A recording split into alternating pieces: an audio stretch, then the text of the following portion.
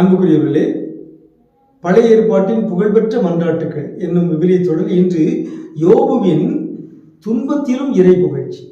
இது எல்லோருக்கும் அறிமுகமான ஒரு மன்றாட்டு தான். நமக்கு யோபுவின் வரலாறு தெரியும். ஒரு நாள் அவர் அனைத்தையும் இழந்து விட்டார்.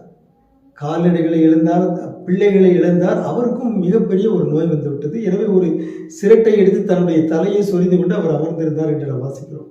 அப்படிப்பட்ட சூழ்நிலையில் அவருடைய புகழ்பெற்ற மன்றாட்டு யோபு 1:21 நாம் வாசிக்கிறோம். என் தாயின் கருப்பையினின்று பிறந்த மேனினாய் யான் வந்தேன், அங்கே திரும்புகையில் பிறந்த மேனினாய் யான் செல்வேன். ஆண்டவர் அளித்தார், ஆண்டவர் எடுத்துக்கொண்டார், ஆண்டவரது பெயர் போற்ற பெறுக. ஆகவே ஒரு மனிதனுடைய வாழ்வில் மிகப்பெரிய இழப்புகள், மிகப்பெரிய துயரங்கள் வருகின்ற பொழுதும் ஆண்டவர் அளித்தார், ஆண்டவர் எடுத்துக்கொண்டார், ஆண்டவரது பெயர் போற்ற பெறுக என்று ஆண்டவருக்கு புகழ்ச்சி செலுத்துவது என்பது மிகப்பெரிய ஒரு சிறந்த மன்றாட்டு. நம்முடைய துன்ப நேரங்களிலும் யோபுவை நாம் நினைவு கூர்ந்து ஆண்டவருக்கு புகழ்ச்சியும் நன்றியும் செலுத்துவோமாக. உங்களுக்கு அமைதி உரித்தாக.